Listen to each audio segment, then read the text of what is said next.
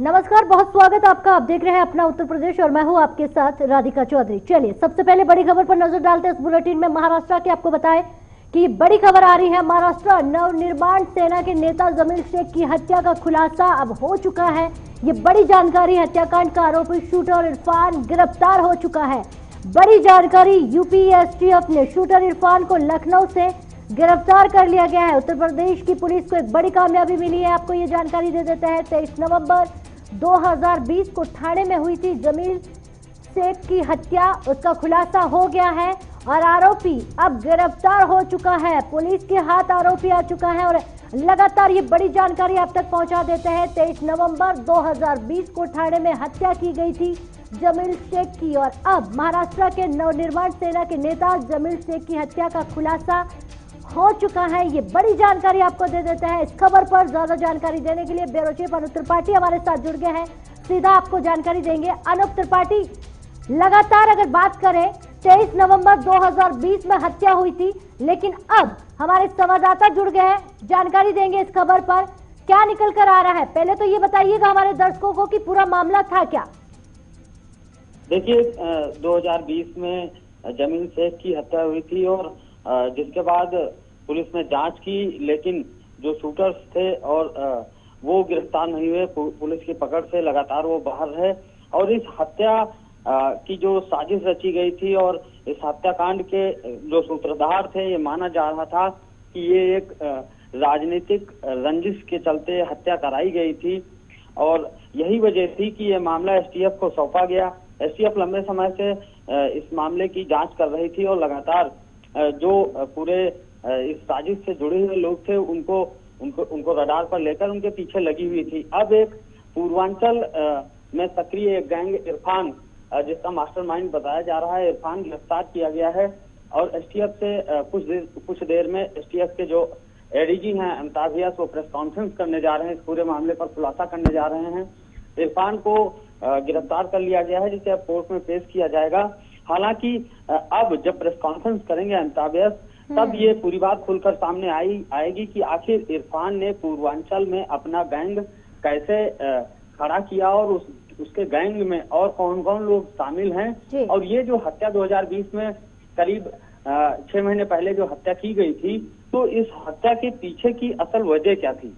चलिए, बहुत बहुत शुक्रिया अनूप त्रिपाठी तमाम जानकारी देने के लिए। अब आगे बढ़ेंगे, एक और बड़ी खबर आ रही है, वो आप तक पहुंचा देते हैं, क्योंकि कानपुर जेल में बंद कैदी की संदिग्ध परिस्थितियों में मौत दर्ज की गई है। आपको बता देते हैं, बैरक के खिड़की के सहारे फंदे से लटकता मिला कैदी।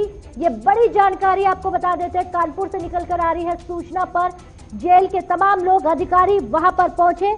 आपको ये जानकारी बता देते हैं, आला अधिकारियों ने जाकर निरीक्षण किया, जानकारी का जायजा लिया। कोतवाली शिवली क्षेत्र के गांव में गणेशपुर के रहने वाला था वो कैदी और उसने खुद को, अपने आप को हैंग कर लिया गया है। ये बड़ी जानकारी, कानपुर जेल में बंद कैदी ने अपने आप को खत्म कर लिया है, फंदे से लटककर जान गंवा दी गई है और अब लगातार इस पर कार्रवाई की जा रही है कि ऐसी क्या चीजें रही हैं, मौजूदा ऐसी क्या परिस्थितियां रही है कि उसने खुद को, अपने आप को फंदे से लटककर जान गंवा दी गई। अखिल अहमद हमारे साथ जुड़ गए इस खबर पर ज्यादा जानकारी देने के लिए।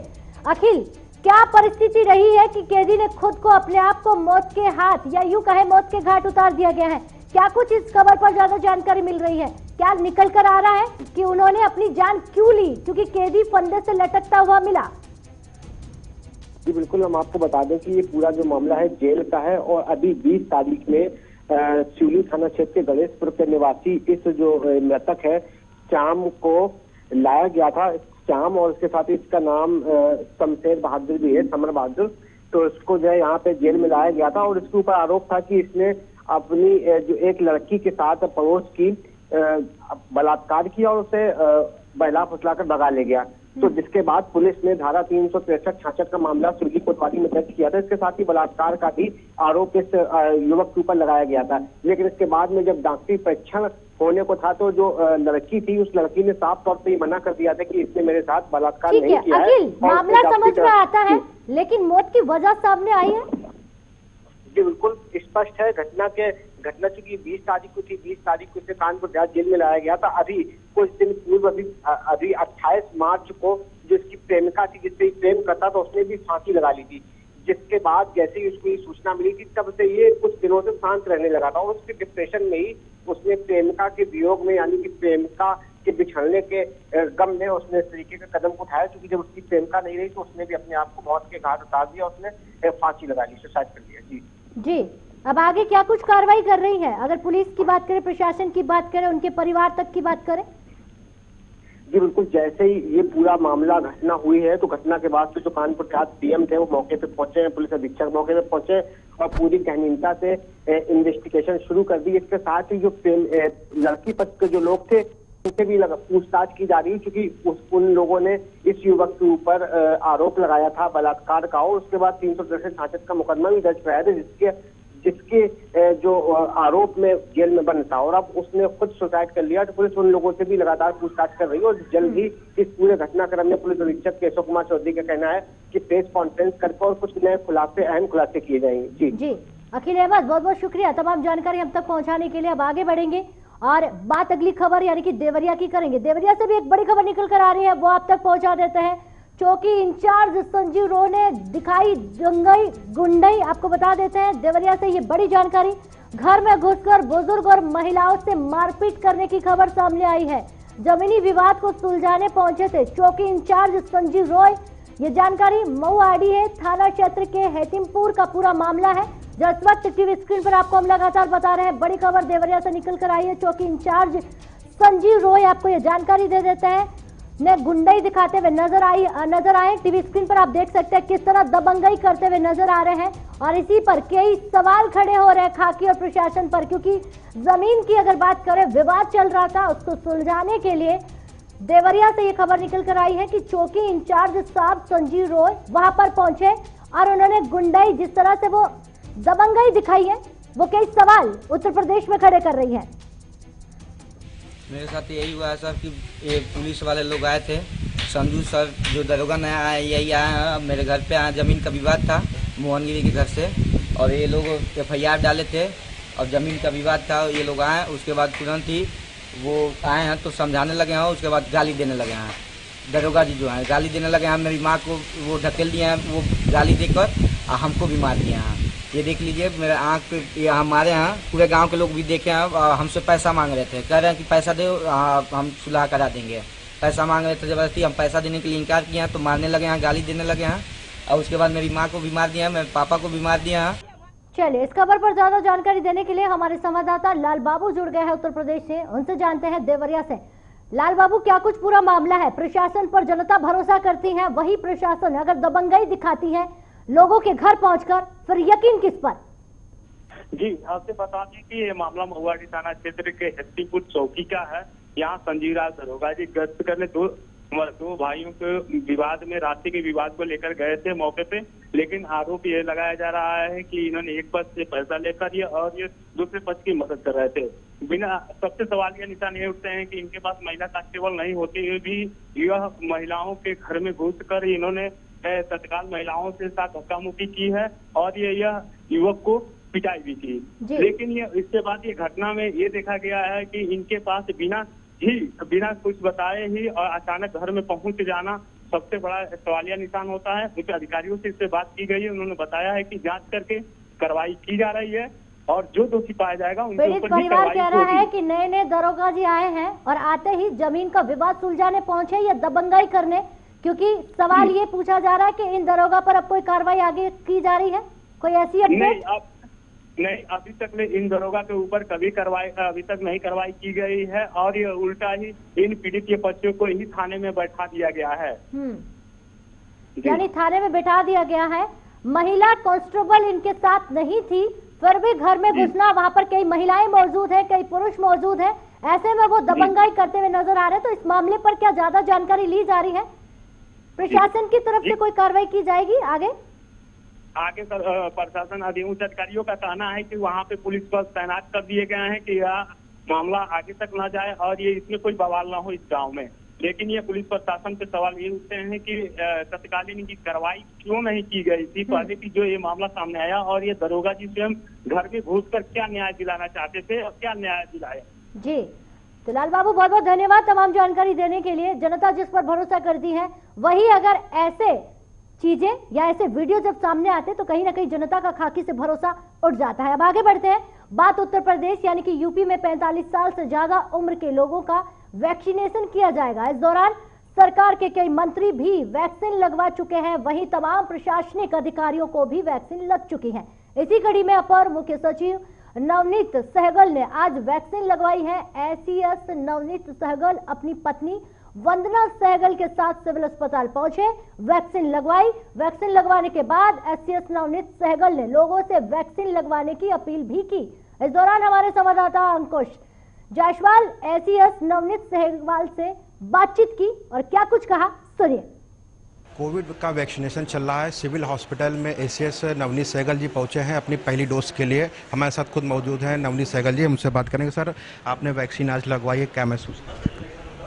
अभी तो वैक्सीन लगाई है, कोई ऐसा कोई प्रभाव नहीं है, मतलब कोई ऐसा एडवर्स इम्पैक्ट नहीं है और सबको वैक्सीन लगानी चाहिए। जो 45 साल से अधिक वाली जो सरकार ने एक पात्रता दी है, सबको आके वैक्सीनेशन कराना चाहिए।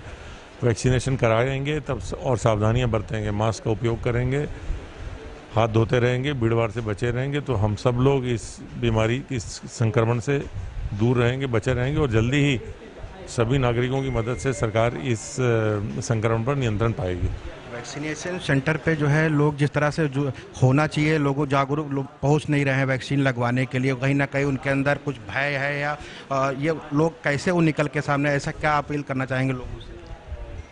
नहीं आए, ये वैक्सीनेशन तो एक अन्य वैक्सीनेशन की तरह है। आए, अपना वैक्सीनेशन लगवाएं और कोई ऐसी कठिनाई नहीं है वैक्सीनेशन लगाने में। वैक्सीनेशन की अपना सभी लोग कराएं, वैक्सीनेशन ही बचाव का एक तरीका है। पूरी दुनिया में वैक्सीनेशन हो रहा है, हमारे यहाँ भी वैक्सीनेशन की प्रक्रिया तेज होगी। बात करने के लिए नवनीत सहगल जी, साफ कहना है कि वैक्सीन पूरी तरह से सेफ है। लोग अपने घरों से निकले, वैक्सीनेशन सेंटर तक पहुंचे और वैक्सीन जरूर लगाएं, क्योंकि कोरोना की रोकथाम के लिए वैक्सीन लगवाना बहुत ही जरूरी है। कैमरा पर्सन रोहित के साथ में अंकुश जायसवाल जी के न्यूज़ लखनऊ। उत्तर प्रदेश में पंचायत चुनाव के पहले चरण के लिए आज से नामांकन शुरू हो गए हैं। नामांकन की प्रक्रिया के लिए जिला प्रशासन ने भी सभी तैयारियां पूरी कर ली गई हैं।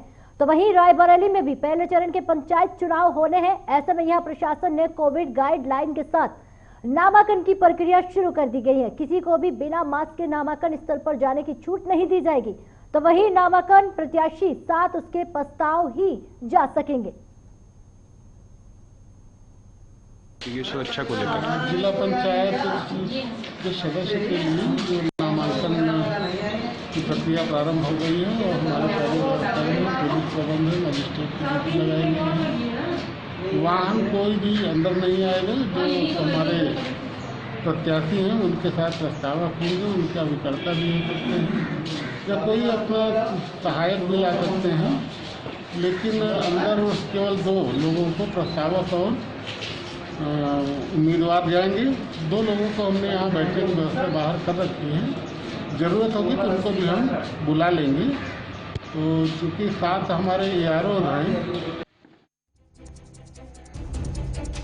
खबर आ रही आपको बता देते हैं, हमीरपुर में मन चले परेशान छात्रा ने जान दे दी है अपनी। ये बड़ी खबर आपको बता देते हैं, उत्तर प्रदेश से राह चलते छात्रा को परेशान करता था आरोपी वीडियो बनाकर वायरल करने की लगातार धमकी देता रहा और थाना सुमेरपुर इलाके का पूरा मामला है। आपको ये बड़ी जानकारी दे देता है, उत्तर प्रदेश से निकल कर आ रही है।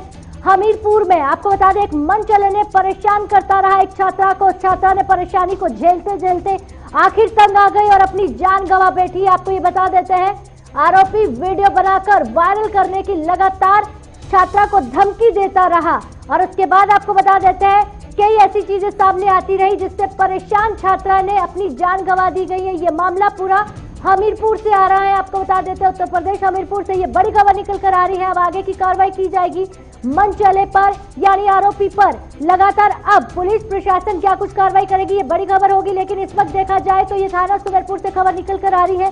परिवार परेशान है, पूरे परिवार में मातम छा गया है। टीवी स्क्रीन पर वो तस्वीरें देखिए, एक माँ किस तरह बिलखती हुई नजर आ रही है, एक बेटी जो उसका साथ छोड़कर चली गई है।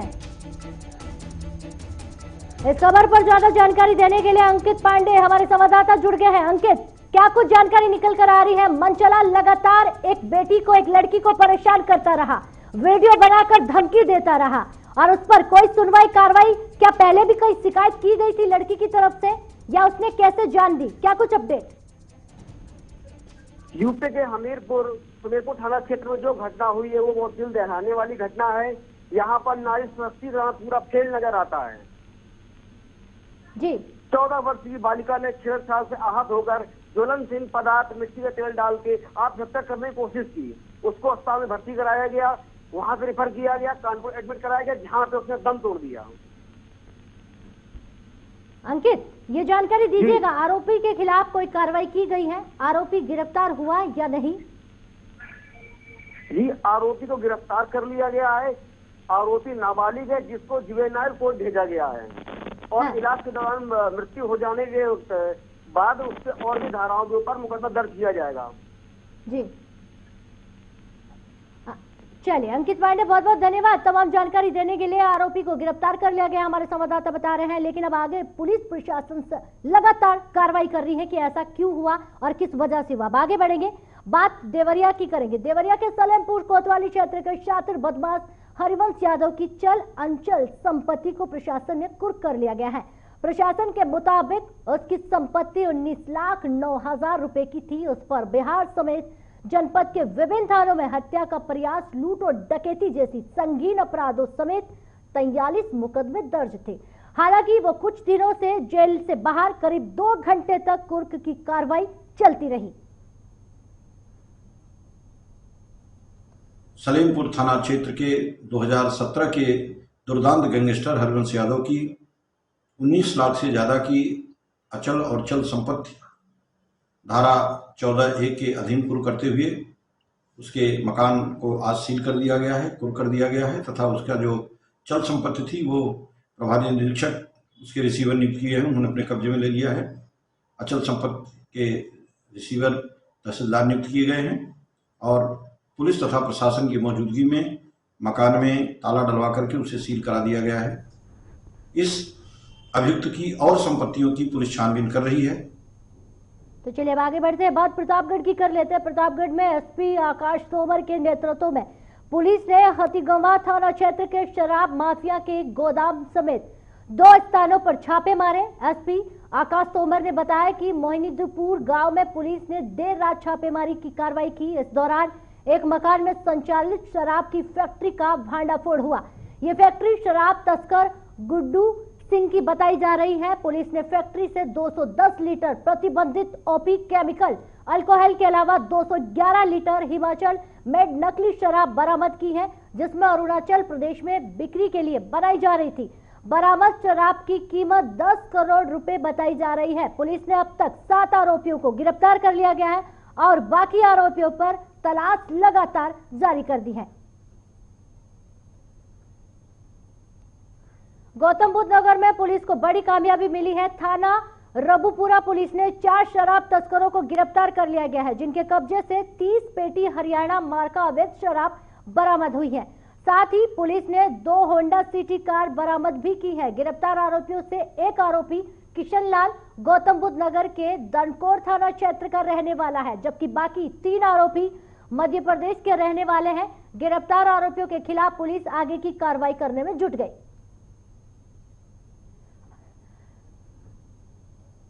सुल्तानपुर के सलारपुर गांव में मारपीट से घायल युवक की लखनऊ में इलाज के दौरान मौत हो गई है। गुस्साए लोगों ने शव रखकर मोतीगंज के पास करीब 1 घंटे तक डाका बांधा हाईवे मार्ग जाम कर दिया गया है और प्रदर्शन करने लगे। मौके पर पहुंची पुलिस ने समझा बुझाकर जाम को खुलवाया। परिजनों का आरोप है कि पुलिस ने मामले की गंभीरता से दरकिनार कर मामूली धाराओं में मुकदमा दर्ज कर आरोपियों को बचाने का प्रयास किया जा रहा है। फतेहपुर में पुरानी रंजिश के चलते लाठी डंडे और अवैध हथियार के लेश बेखौफ दबंगों ने दूसरे पक्ष के घर में घुसकर हमला बोल दिया गया है। दबंगों ने परिवार के कई लोगों को घेरकर बेरहमी से मारा पीटा। पीड़ित परिवार आरोप है हमलावरों ने पहले अवैध तमचा से कई राउंड फायरिंग कर दहशत फैलाई, फिर लाठी डंडों से बेशर्मी से पिटाई की। पीड़ित परिवार ने बताया कि वो अपनी जान बचाने के लिए चीखता चिल्लाता रहा, ग्रामीणों से गुहार लगाता रहा, लेकिन दबंगों के आतंक के चलते गांव वाले भी बचाव के लिए आगे नहीं आए। फिलहाल हमले में 6 लोग गंभीर रूप से घायल हुए हैं। सूचना के बाद मौके पर पहुंची पुलिस ने सभी घायलों को उपचार के लिए जिला अस्पताल में भर्ती कराया है। पुलिस का कहना है कि तहरीर मिलने पर आवश्यक कार्रवाई भी की जाएगी। जनपद फतेहपुर में थाना कोतवाली के अंदौली गांव में पुरानी रंजिश के कारण फॉर्च्यूनर गाड़ी से धूल उड़ने को लेकर के दो पक्षों में मारपीट घटना हुई है। सूचना पर पुलिस द्वारा मौके पर पहुंचकर घायलों को तत्काल जिला अस्पताल में उपचार कराया गया। जांच में फायरिंग घटना की पुष्टि नहीं हुई है। अब तक किसी भी पक्ष के द्वारा थाना कोतवाली पर कोई प्रार्थना पत्र नहीं दिया गया है। प्रार्थना पत्र प्राप्त करके शीघ्र ही आवश्यक विधि कार्रवाई की जाएगी। तो चलिए बात बरेली की कर लेते हैं। बरेली पुलिस को एक बड़ी कामयाबी मिली है। रामगंगा के खादर में पुलिस ने छापा मारकर अवैध हथियार बनाने की फैक्ट्री पकड़ी है। पुलिस ने हथियार बना रहे युवक को गिरफ्तार कर लिया गया है। पुलिस ने फैक्ट्री से 3 तमचे, भारी मात्रा में अधेबन हथियार बरामद भी किए हैं। पुलिस को करोरा गरवाहा बीच रामगंगा के खादर में अवैध हथियारों की फैक्ट्री चलने की सूचना मिली थी। सूचना के आधार पर पुलिस ने इस कार्रवाई को अंजाम दिया गया। इस दौरान पुलिस ने एक आरोपी को मौके पर गिरफ्तार कर लिया गया, तो वहीं एक भागने में कामयाब हो गया। पुलिस ने पकड़े गए आरोपियों को जेल भेज दिया। रामगंगा नदी के किनारे बाग में कुछ लोग अवैध असभा बना रहे हैं। इस सूचना पर ये लोग अपने फोर्स के साथ दोनों सब इंस्पेक्टर पहुंचे, देखे कि वहां बाग में लोहा पीटने की आवाज आ रही है और रोशनी की है। एक बार ये लोग दबिश दिए तो वहां कलीम नाम का व्यक्ति जो है असलहा बनाते समय पकड़ा गया। उसके पास से 315 बोर का पूरा बना हुआ कट्टा और 12 बोर का एक अर्धनिर्मित कट्टा और अन्य कट्टे बनाने के लिए जो उपकरण वगैरह होते हैं, पूरी फैक्ट्री का सामान, ड्रिल मशीन, गैस चूल्हा, गैस सिलेंडर वगैरह सब बरामद। रायबरेली के भदोखर थाना क्षेत्र में मुंशीगंज कस्बे में प्रॉपर्टी डीलर और किसानों के बीच एग्रीमेंट को लेकर विवाद हो गया, जिसके चलते सुबह प्रॉपर्टी डीलर ने किसानों पर जानलेवा हमला कर दिया गया।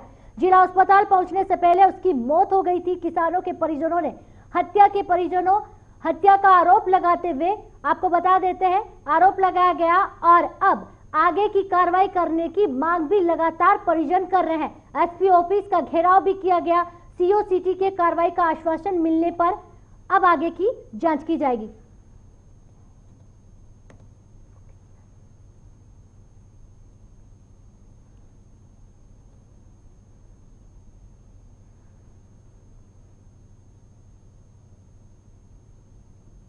हमारे पिताजी को मारे हैं। कौन? बाबा भट्टी और आनंद। कौन लोग हैं, क्या करते हैं लोग? ये डीलर का काम करते हैं। अब डीलर है? कब की घटना है? आज सुबह की 11 बजे की। क्यों मारे हैं उन्हें? वो लोग फोन किए थे, इनको बुलाए थे अपने घर पे, उसके बाद फिर वहाँ से मार के लेके आए हैं। क्या पुरानी कोई रंजिश है क्या? रंजिश कुछ नहीं करेगी तो बहन पैसा तो हम लिखवाएं और पैसा नहीं दी तो पूरा पैसा नहीं दे रहे थे, तो ये लोग कैसे बैनामा करें? आज दिन में 11 बजे 112 के माध्यम से थाना भदोगर को सूचना मिली कि मुंशीगंज कस्बे के पास एक व्यक्ति जिसका नाम शीटू बताया जा रहा है, उसको कुछ लोगों ने मारा पीटा है और जिससे उसकी हालत गंभीर है। इस सूचना पर 112 की मोबाइल और चौकी इंचार्ज मुंशीगंज तत्काल मौके पर पहुंचे और उसको अस्पताल ले गए, किंतु उसकी मृत्यु हो गई। इस सूचना पर क्षेत्राधिकारी नगर और इंस्पेक्टर भदोकर भी मौके पर गए और उन्होंने पूरी पड़ताल की तो पता ये चला कि उसमें कुछ व्यक्ति जिनसे उनका प्रॉपर्टी का विवाद था, उस बात को लेकर वहाँ पर कुछ उस पर दबाव बनाया गया और जिसकी वजह से उसकी हत्या कर दी गई। गोरखपुर औद्योगिक विकास प्राधिकरण के सेक्टर 12 में ट्रॉफी और रस्क बनाने वाली फैक्ट्री बॉयलर फटने से 2 मजदूरों की मौत हो गई है। बॉयलर के फटने से आवाज से फैक्ट्री में अफरा तफरी मच गई थी। मजदूरों को फैक्ट्री से बाहर निकालने के बाद फैक्ट्री मालिक और कर्मचारी ताला बंद करके चले गए। दुर्घटना की सूचना के बाद मौके पर पहुंची एसपी ने 2 मजदूरों की मौत की पुष्टि की गई। एक की मौत पहले ही हो गई थी, जबकि दूसरे ने मेडिकल कॉलेज में दम तोड़ दिया गया था और किसी के घायल होने की सूचना पुलिस के पास नहीं है। काफी बनाने की फैक्ट्री है। 5 बजे के आसपास बॉयलर फटा था और वहाँ 2 कर्मचारी काम कर रहे थे, पुरुषोत्तम और एक दूसरा कोई और है, अभी उसका नाम नहीं पता है। और उसको लेकर के लोग मेडिकल कॉलेज गए हैं।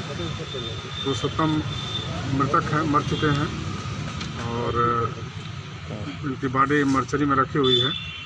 फैक्ट्री मालिक से बात हुई है, जो भी उचित मुआवजा है वो तुरंत कल देंगे और देने के बाद फिर। सर कितने लोग मौतें हुई, कितने लोग घायल हैं? 2 लोग वहाँ काम कर रहे थे ग्वालियर के पास और दोनों लोग इंजर्ड हैं और सीरियस हैं। एक एक्सपायर कर गया है, दूसरा मेडिकल कॉलेज में इलाज चल रहा है। तो चलिए, तमाम खबरों के बाद अपने उत्तर प्रदेश में वक्त हो चुका आपसे इजाजत लेने के लिए, लेकिन आप बने रहिएगा जगह 24/7 न्यूज पर।